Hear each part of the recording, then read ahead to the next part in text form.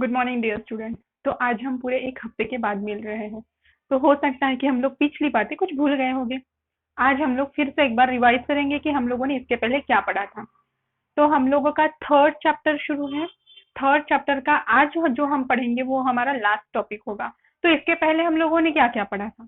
इसके पहले हम लोगों ने देखा था प्लांट का क्लासिफिकेशन। उसमें हमारे आते थे थैलोफाइटा, ब्रायोफाइटा, टेरिडोफाइट, जिम्नोस्पर्म्स और एंजियोस्पर्म्स।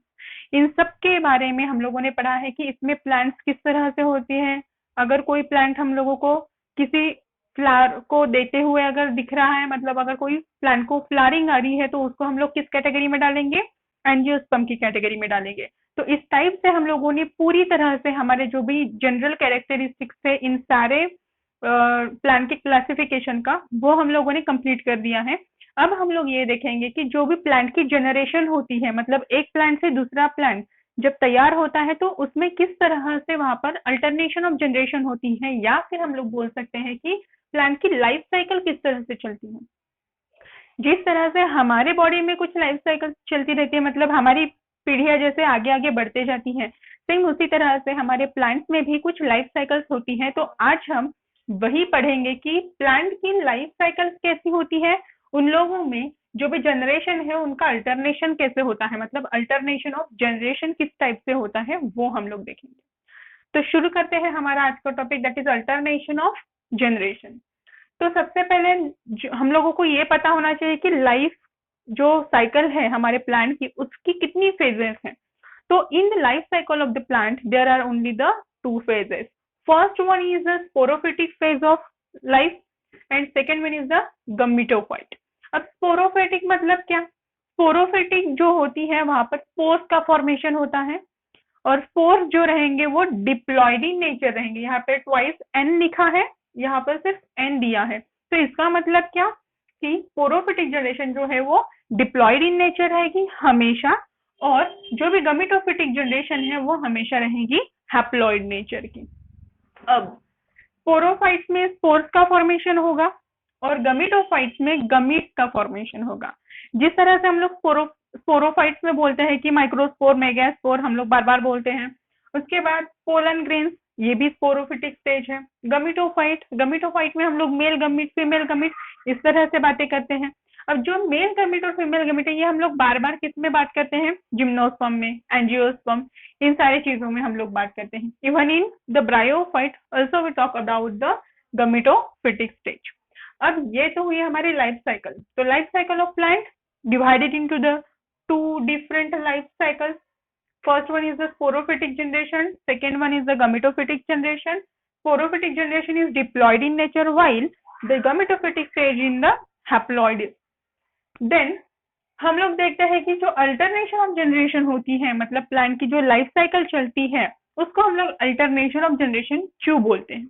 तो सबसे पहले जो भी प्लांट हमारा ग्रो हो रहा है, उस प्लांट को ग्रो होने के बाद उसमें हमेशा पहले आती है स्पोरोफिटिक फेज, जिसमें स्पोरोफाइट्स का फॉर्मेशन होगा। ये है हमारे स्पोरोफाइट। तो सबसे पहले स्पोरोफाइट का फॉर्मेशन होता है, स्पोर्स का फॉर्मेशन होता है। अब ये जो भी स्पोरोफाइट है, ये स्पोरोफाइट अंडरगोज मियोसिस। मियोसिस मतलब कौन सी स्टेज? सेल डिवीजन की स्टेज होती है, जिसमें एक जो भी सेल रहेगी वो 4 ऑफस्प्रिंग को, मतलब 4 दूसरे स्पोर्स को फॉर्म करती है। तो यहाँ पे जो भी एक हमारा स्पोरोफाइट है, एक sporophyte undergoes the meiosis and it forms the 4 spores. ठीक है, तो यहाँ पर ये जो निकाले हैं वो है स्पोर्स, जो किससे आए हैं? स्पोरोफाइट से आए हैं, with the help of meiosis type of cell division. अब जो स्पोर्स है, ये स्पोर्स करेंगे एक गमीटोफाइट को फॉर्म। स्पोर्स से क्या हुआ? गमीटोफाइट फॉर्म हुआ, मतलब प्लांट में मेल गमीट फीमेल गमीट का फॉर्मेशन हुआ है। देन आफ्टर गमीटोफाइट, अब यहाँ पे मैंने 1n लिखा है। डिप्लॉयड स्पोरोफाइट हमेशा डिप्लॉयड नेचर में रहेगी, और डिप्लॉयड जब क्या करेंगे, खुद में मियोसिस करेंगे, तो वो हैप्लॉइड को फॉर्म करती है, और एक हैप्लॉइड से दूसरा हैप्लॉइड गमीटोफाइट का फॉर्मेशन होता है। अब जो गमीटोफाइट है, ये गमीटोफाइट क्या करते हैं? गमीट्स का फॉर्मेशन करते हैं। गमीट्स मतलब कौन से? एक रहेगा हमारा मेल गमीट, दूसरा रहेगा हमारा फीमेल गमीट। तो ये मेल गमीट क्या है, फीमेल गमीट क्या है। अब यहाँ पे कुछ इस टाइप का हम लोगों को स्ट्रक्चर दिख रहा है, ठीक है। तो ये रहेंगे हमारे मेल गमीट, जिसको हम लोग बोलेंगे स्पर्म सेल। क्या बोला हम लोगों ने इसको, स्पर्म सेल। अब दूसरा जो दिख रहा है हम लोगों को सेल टाइप दिख रहा है, उसके अंदर कुछ तो भी दिख रहा है। तो ये जो रहेगा ये है हमारे एग सेल, जो हम लोगों को मिलेंगे only in a female sex organ. तो यहाँ पे गमीटोफाइट से क्या हुआ, गमीट का फॉर्मेशन हुआ। गमीट में मेल गमीट का फॉर्मेशन होता है और फीमेल गमीट का फॉर्मेशन होता है। Still they are haploid in nature, वो भी कैसे हैं, हैप्लॉइड नेचर के हैं। अब जब मेल गमीट और फीमेल गमीट का फ्यूजन होता है, जब मेल गमीट और फीमेल गमीट एक दूसरे के साथ फ्यूज्ड होते हैं, तो उस प्रोसीजर को हम लोग बोलते हैं फर्टिलाइजेशन। तो फर्टिलाइजेशन में क्या हुआ, जो भी हमारा स्पर्म सेल है वो एक सेल के साथ होता है फ्यूज, और फ्यूज होने के बाद उसे हम लोग बोलेंगे fertilization. After fusion they form diploid zygote, haploid egg cell, haploid sperm cell get fertilize. अब हैप्लॉइड और हैप्लॉइड, ये भी है हैप्लॉइड और ये भी है haploid, haploid and haploid get fuse and they form a diploid nature of zygote. तो गमीट से क्या हुआ, फर्टिलाइजेशन हुआ, और फर्टिलाइजेशन होने के बाद उन्होंने किया जाइगोट का फॉर्मेशन। अब एक बार से अगर जाइगोट का फॉर्मेशन हो गया है, तो ये जाइगोट जो है वो किस में डेवलप होता है, zygote get develop into the sporophyte. तो यहाँ पर जो भी हमारा जाइगोट है वो किस में डेवलप होता है, स्पोरोफाइट में डेवलप होता है, स्पोरोफिटिक प्लांट बॉडी को डेवलप करता है। आफ्टर दैट फिर से वही स्पोरोफाइट फॉर्म हो गया, स्पोरोफाइट मियोसिस करेगा, स्पोर सेल्स को फॉर्म करेगा 4। उसके बाद जो भी स्पोर्स है वो गमीटोफाइट फॉर्म करेगा, मतलब एक गमीट को हमारी प्लांट बॉडी को फॉर्म करेगा जो गमीटोफिटिक रहेगी। गमीटोफाइट क्या करेगा, गमीट्स का फॉर्मेशन करे, फिर से फर्टिलाइजेशन करेंगे, जाइगोट का फॉर्मेशन करेंगे। इस तरह से हमारी जो लाइफ साइकिल रहेगी वो लाइफ साइकिल कंटिन्यू चलते जाएगी। तो क्या हो रहा है, एक स्टेज मतलब जो भी स्पोरोफाइट है यहाँ तक, यहाँ से ऊपर मतलब स्पोरोफाइट, स्पोरोफाइट से मियोसिस और जाइगोट, जाइगोट से स्पोरोफाइट, स्पोरोफाइट से स्पोर का फॉर्मेशन, इसे हम लोग बोलते हैं स्पोरोफिटिक फेज। और जब स्पोर से गमीटोफाइट फॉर्म होता है, गमीटोफाइट से गमीट्स का फॉर्मेशन होता है, यहाँ पर फर्टिलाइजेशन होता है, तो उसे हम लोग बोलेंगे गमीटोफिटिक फेज।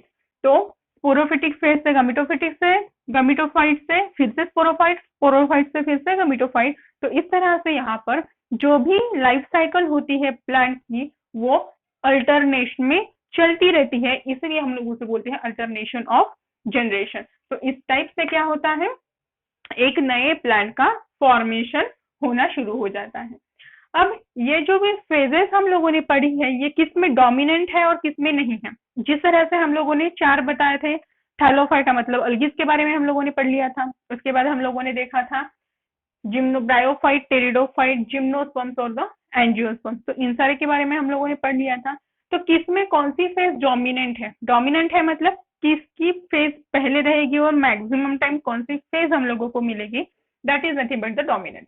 बोथ जो भी स्पोरोफाइट है और गमीटोफाइट है, स्पोरोफिटिक फेज और गमीटोफिटिक फेज हम लोगों को दोनों इक्वल में मिलेगी इन the bryophyte and the pteridophyte. तो हम लोग क्या बोलेंगे कि gametophytic phase and sporophytic phase are observed in bryophyte and the pteridophyte. Then it is reduced in the gymnosperm and the angiosperm. अब ये जो भी हमारी स्पोरोफिटिक और गमेटोफिटिक फेज है ये रिड्यूस मतलब कम मात्रा में हम लोगों को मिलेंगे in the gymnosperm and the angiosperm में। अब ब्रायोफाइट में गमीटोफिटिक फेज जो होती है वो डोमिनेंट होती है, मतलब ब्रायोफाइट में गमीट्स का फॉर्मेशन होके नई प्लांट बॉडी का फॉर्मेशन होगा, तो ये हो इसकी dominant phase. Next in the pteridophyte sporophytic phase is the dominant phase, और जो भी टेरिडोफाइट है इसमें हम लोगों को कौन सी फेज डोमिनेंट मिलती है, स्पोरोफिटिक फेज डोमिनेंट मिलती है। दोनों के दोनों तो प्रेजेंट रहेंगे, लेकिन ब्रायोफाइट में कौन सी डोमिनेंट फेज है, गमीटोफिटिक फेज, और जो भी टेरिडोफाइट है उसमें डोमिनेंट फेज है हमारी स्पोरोफिटिक फेज। तो इस तरह से यहाँ पर अल्टरनेशन ऑफ जनरेशन और हमारा जो भी थर्ड चैप्टर है वो थर्ड चैप्टर हमारा यहाँ पर होता है कंप्लीट। तो इसके लिए हम लोगों को थैलोफाइटा, ब्रायोफाइटा, जिम्नोस्पर्म, एंजियोस्पर्म, और हमारे जितने भी प्लांट बॉडी रहेंगी उनको हम लोगों को जनरल कैरेक्टरिस्टिक में हम लोगों को डिवाइड करना है, और उसके बाद प्लांट की लाइफ साइकिल और अल्टरनेशन ऑफ जनरेशन, इस टाइप से उनकी जनरेशन को स्टडी करना है। इतना ही है हमारे चैप्टर नंबर 3 में। उसके बाद हम लोग इसकी एक्सरसाइज देखेंगे और नया चैप्टर को स्टार्ट करेंगे। Okay, thank you.